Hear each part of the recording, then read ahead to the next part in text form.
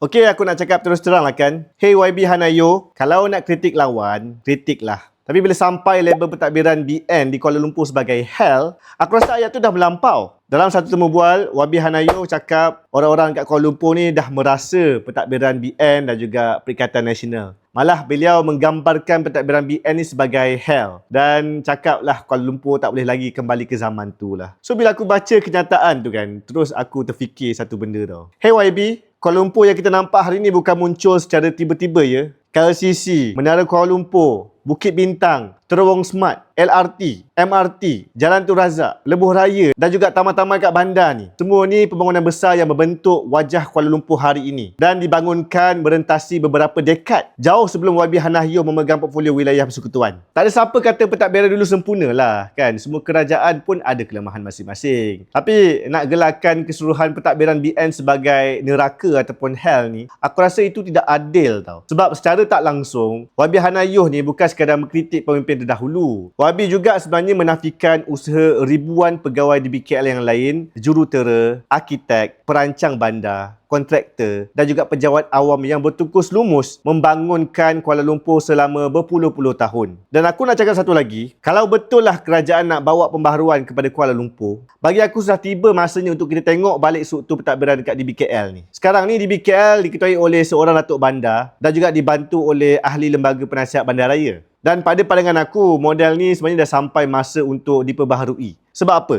Sebabnya ahli lembaga penasihat ni hanya berperanan memberikan pandangan dan juga nasihat. Tetapi sebenarnya kat Kuala Lumpur ni, kita tak ada sistem yang macam ahli majlis seperti kebanyakan pihak berkuasa tempatan di negeri-negeri lain. So kalau diwujudkan sistem ahli majlis ni, sebenarnya setiap kawasan seperti Kepong, Serambut, Setiawangsa, Wangsa Maju, Ceras dan juga sekitar-sekitar lembah pantai ni, bolehlah mempunyai wakil yang membawa terus suara penduduk. So, bila ada masalah macam masalah longkang, macam sampah, macam lampu jalan, macam jalan yang rosak, taman awam. So, penduduk tahulah siapa yang boleh dipertanggungjawabkan.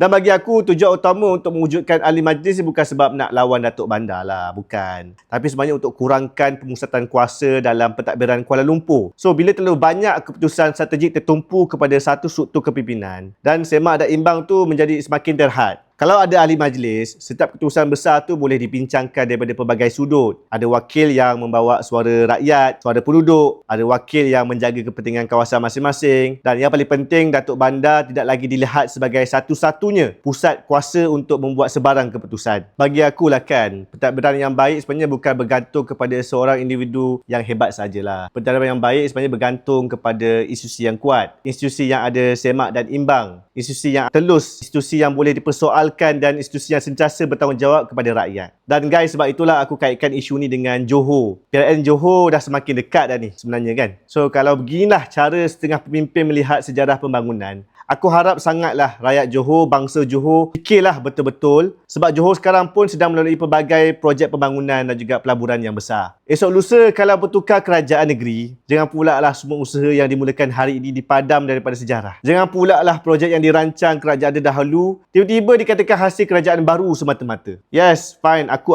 lah. Politik sebenarnya boleh bertukar. Kerajaan pun boleh bertukar. Tetapi pembangunan negeri bukan milik mana-mana parti. Yang bina, kita hargai. Yang sambung, kita hargai. Yang tambah baik, kita hargai. Tak perlulah kecilkan jasa orang lain semata-mata nak nampak diri sendiri itu lebih hebat. Kalau nak jadi kerajaan yang lebih baik, tak perlulah padam sejarah. Tak perlulah nak ambil kredit orang lain. Binalah legasi korang tu sendiri. Itu barulah rakyat respect dan hormat.